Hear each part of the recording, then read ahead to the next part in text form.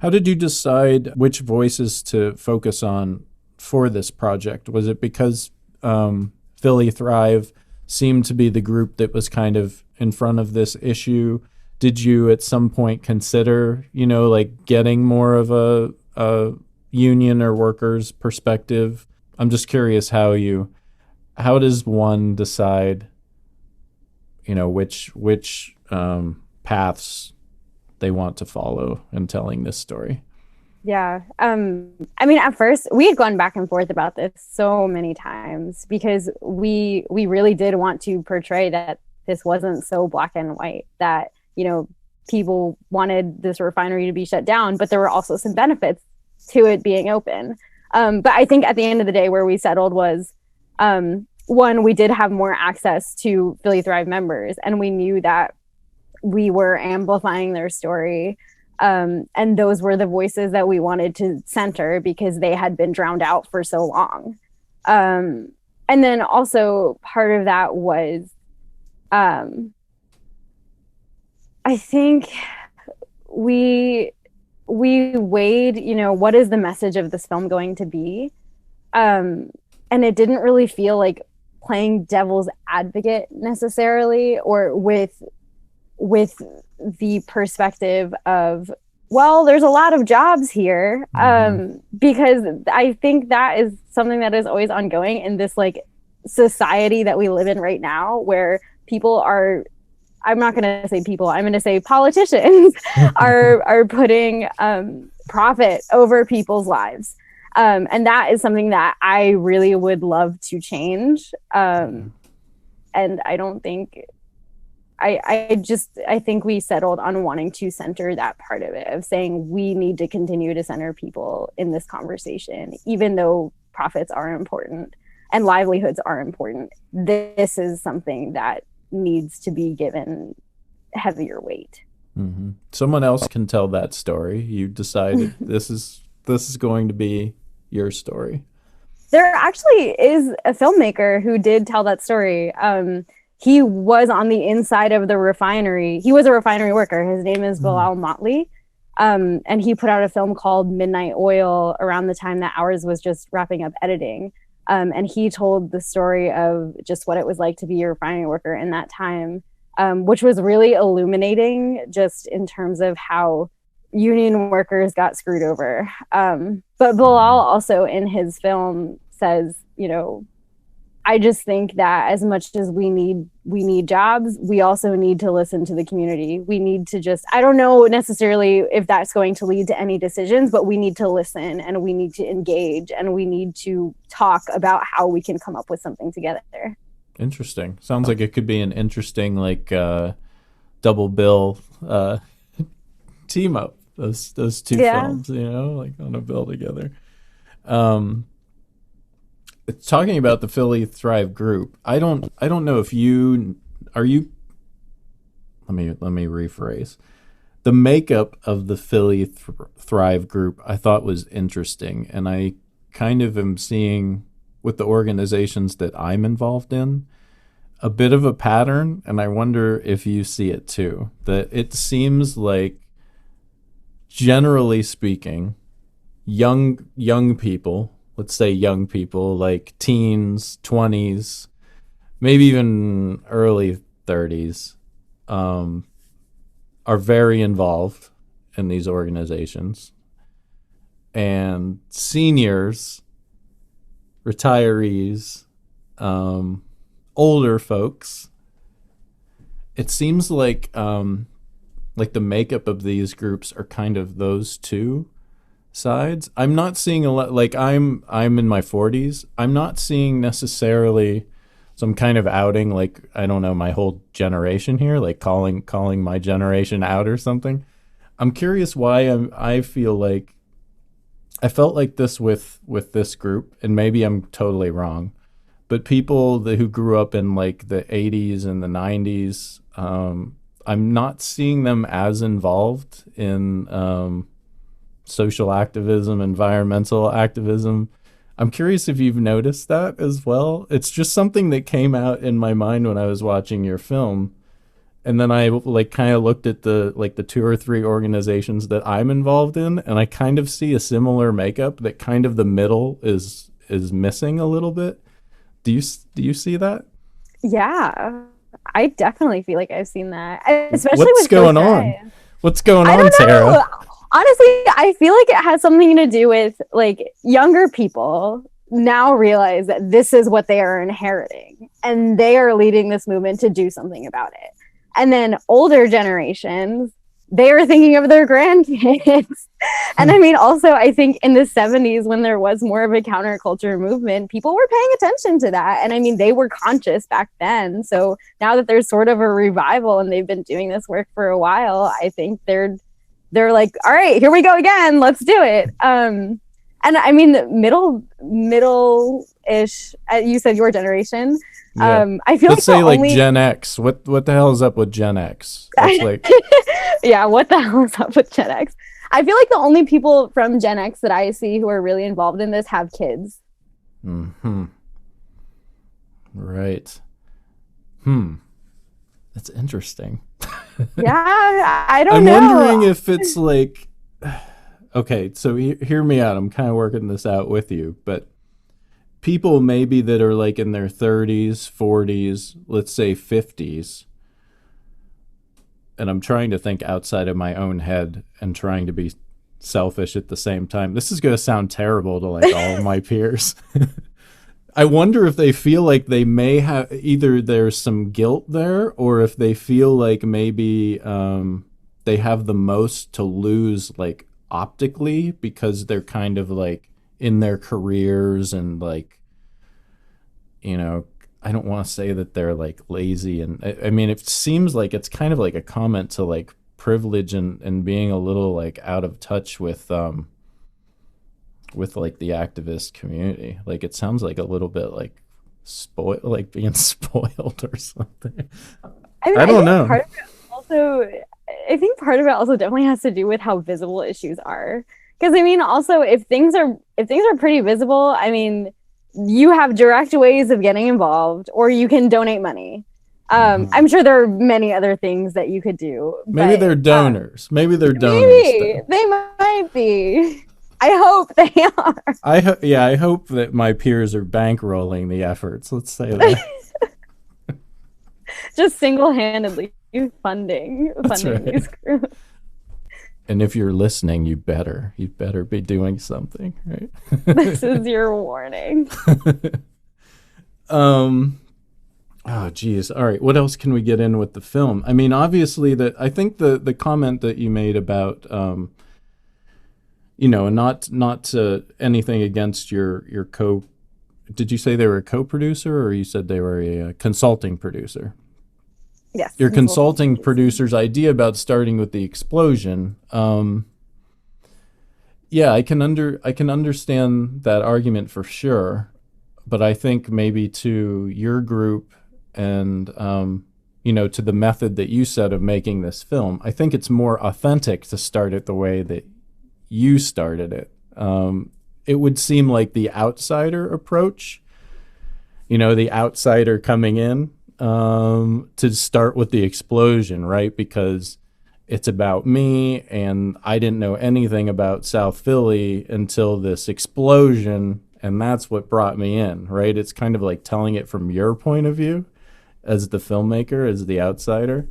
Whereas the way you chose to start it was like from that point of view of somebody that's in this activist community and in this community.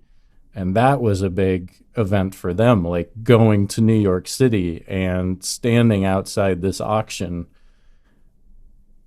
I think you chose right. It's the short version. Thank you. My co-directors will be thrilled when I tell them you said that. I think it's on brand. How about that? So the site was bought by a Chicago company that develops land for multi-use light industry. Do you have any updates since the film? Any developments on the situation going on in South Philly? Yes. So at first, very hopeful. the CEO of Hilco, gave Alexa, who was one of the lead organizers of Philly Thrive, a call and said, you have a direct line with us. We want you to be involved. So call me, just call me. But, it's been a year. And I think right now, things are not going as well as they'd hoped. I think Philly Thrive, understandably so, after years of being shut out from these conversations, we're really hoping that they would be able to play more of a central role, or at least just be privy to conversations that are happening about city planning.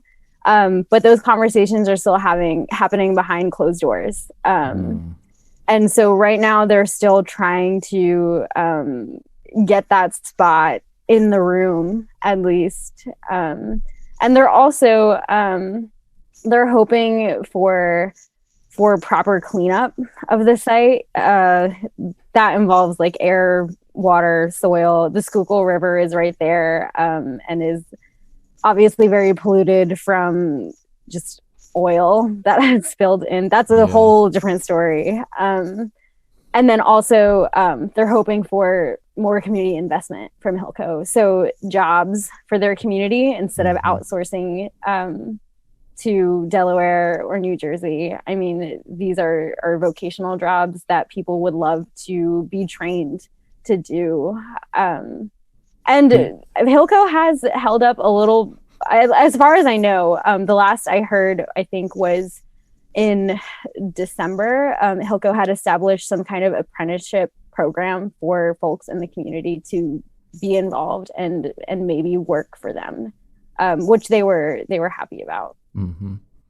Yeah, that's the thing too, right? Is these stories don't end even when the plants go away or catch fire or they're out of business. You have the long-term lingering effects, like right in Erie, Pennsylvania, where I live. There is a Coke plant called Erie Coke that was right on the bayfront, right by Lake Erie. And they had a history of violating all kinds of violations, and fines had been mounting up for like decades. And finally, after years and years of pressure and the volume turning up on from the resident communities of the all kinds of forms of pollution. So now they went out of business. They've shuttered the business, but now there's the expensive cleanup that the company is not going to pay for, right?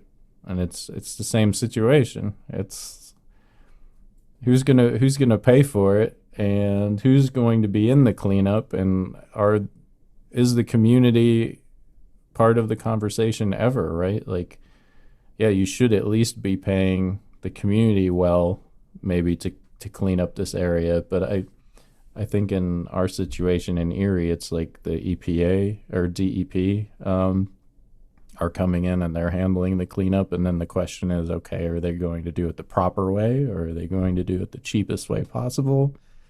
Where's the labor coming from? It's like a never-ending battle, right? Yeah. And the same thing here. I mean, the refinery had changed hands so many times. Like Sunoco owned it before PES did, I think. And so even when PES went bankrupt, before they sold it, they were like, okay, is Sunoco cleaning it up? Is PES cleaning it up? Or is Hilco going to clean it up?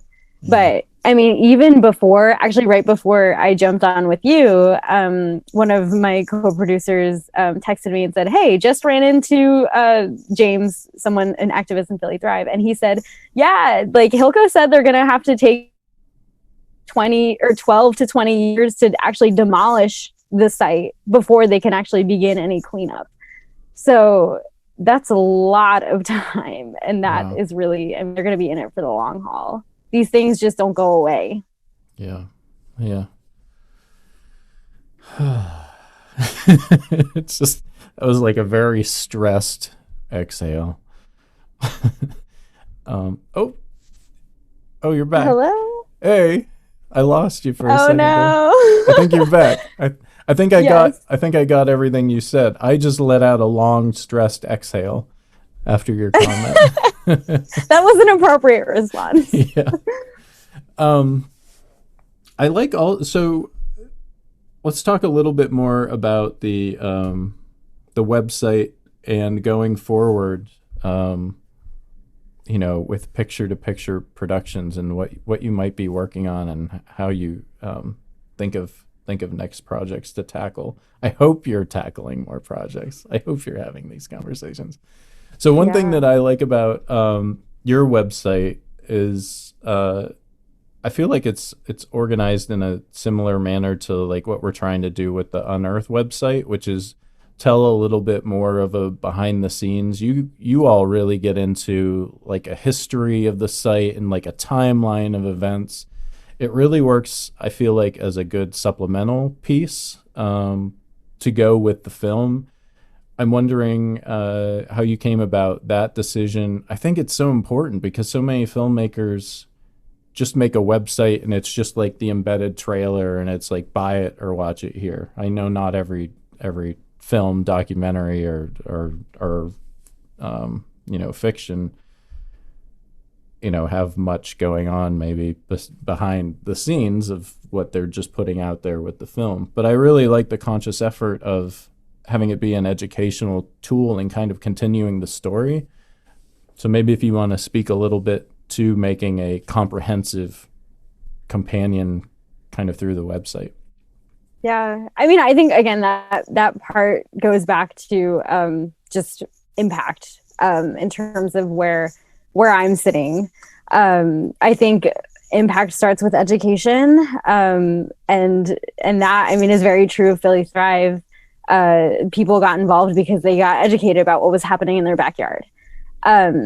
And I also think our film doesn't really dig into the nitty gritty of, oh, well, 20% of this comes from here, or on this date, this happened. And we did that for a reason. I mean, obviously, we didn't want it to be boring for people to sit through, and also because that is not really where the story of Philly Thrive begins. But that information is really important in terms of contextualizing their story and in terms of why are these people so upset? Why are these people taking action? What are they taking action against? And I think that's important information for people to have. And also, I feel like that information, the way that it's out, isn't really super accessible. So that was also kind of just our way of processing it and filtering it. And you consolidating it. Yeah. Exactly. And I think that also gives more validity to, I mean, by making this film, it's not like we were trying to validate the fact that this was a real experience for people who are living there. But for people who want that, it is there. Yeah, it's great. So what are the plans for the film? When did you officially finish on the Fenceline? What have you been doing with it? I mean, do you all own it? Does the school own it? I'm curious of like some of those logistics too. What are you able to do with it? Are you free to do whatever you want? Yeah, it's ours. It's completely ours. I mean, we made it. Sure, we use school camera equipment, but it is our film. So we wrapped shooting last February 24th. I remember that weekend because that was the last trip we took to Philly before, the world shut down. So that kind of really forced us to stop. And then we finished editing around May. And then we've been doing a festival circuit since. And we're wrapping up, I think, after this month. I think we're going to be finished with festivals. Wow. Yes, we signed an educational distribution deal. So the film will be available for schools and libraries across the U.S. Cinema Activist is produced by Lions Den Productions. Hosted by John C. Lyons. Music by Tony Gray. Support the efforts of Lions Den Productions by becoming a patron at patreon.com/LionsDenProductions. Thank you for listening. We'll be back soon.